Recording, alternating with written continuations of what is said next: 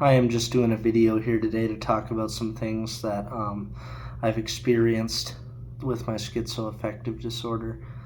I'm just going to list off a broad range of things I've experienced to kind of help me process through them myself. First one I want to talk about is word salad, they call it. It's when your thoughts get all mixed up and the words that come out of your mouth are incoherent. They don't really flow into the next one. I had this one when I was in the emergency room one time. I couldn't properly say what I was thinking, trying to communicate with the medical staff there. It just came out as a mishmash of words. So I would say yes, then as it was, were was, yes it is, as. Stuff like that. It was really hard to deal with, and it was really scary when it's happening to you, if you're aware it's happening. I struggle a lot with talking nowadays. My thought process isn't as sharp as it was before I got ill. So a lot of times when I'm talking to people, I have a really hard time actually keeping a conversation going on because my mind just goes blank for the next topic. There's just no next topic. I just kind of say, oh yeah, you know, I don't really add much to the conversation anymore because my thought process is so, I'm screwed up. Another thing that I want to talk about is hallucinations, or perceptions that aren't really happening to you. I don't get these too terribly often, but sometimes I do. I remember, I'm filming this at my computer desk right now. I remember last year, I wasn't taking my medication. I was very manic, and I was very psychotic at the same time. It was a really unhealthy time. And I was sitting here in my chair playing Minecraft, I think. And from behind me, I heard in my father's voice, clear as day, my father's voice, say, "Caleb, what the fuck are you doing?" And it scared the heck out of me because it was coming from right back by the door. You can't see on frame, but it really, really scared me. I've also had voices coming from outside. I've also had it where it sounds like people.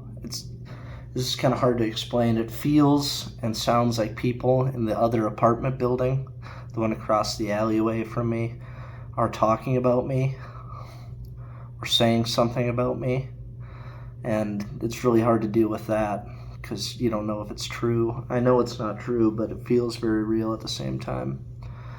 Other than that, visual hallucinations I don't really have. Sometimes I'll see movement out of the corner of my eyes, but I don't really think that's visual hallucinations. I don't really get those. Nor do I have a constant voice going in my head at all times. It's usually just when I'm really ill, when I'm not taking my medication. So yeah, things like that I've experienced. You're going to notice that I say a lot, and it's because my thought pattern is kind of screwed up today. I need a little more coffee. But I've also experienced what, I don't really know the name for this symptom, but it was something I experienced when I was in inpatient treatment. Just laughing, inappropriate laughing. I was at a Narcotics Anonymous meeting, and during the meeting I just started giggling like I'd heard something hilarious and I couldn't stop. And this went on for 20 to 30 minutes. I had to excuse myself from the room and I couldn't stop. People are coming up to me asking me what's wrong, and I can't because all I could do is laugh. Nothing was funny. Nothing funny was said. It was just this laughter coming from somewhere inside of me that kept bubbling up. So I've dealt with that a couple times. It's usually only when I'm manic, but I don't know. It's kind of a scary side effect to happen. Inappropriate affect too, where I'll smile when saying bad news, or I'll frown when saying something happy. Usually this gets pointed out to me by people saying, that's a little bit, you feeling all right? Nice. They're being nice. They're checking in on me. They're good friends. I have a lot of good friends. But, yeah, that can happen too. I'm losing my train of thought. What was I doing? I was talking about schizoaffective disorder. Thought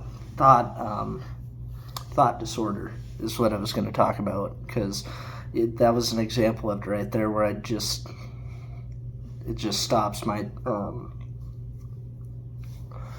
train of thought right in the middle of it. Yeah.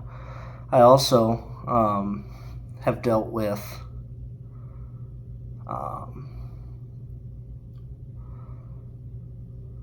delusional thinking too, from erotomania, where I believe people are in love with me, which has been damaging to some relationships in my life and made me act inappropriately, to delusions of reference, where I think things are talking to me, to more abstract ones where I believe that radio towers are controlling me, or that there's some kind of government program going on that is looking into my brain and controlling my thoughts and actions, and that this whole schizophrenia thing isn't really schizophrenia.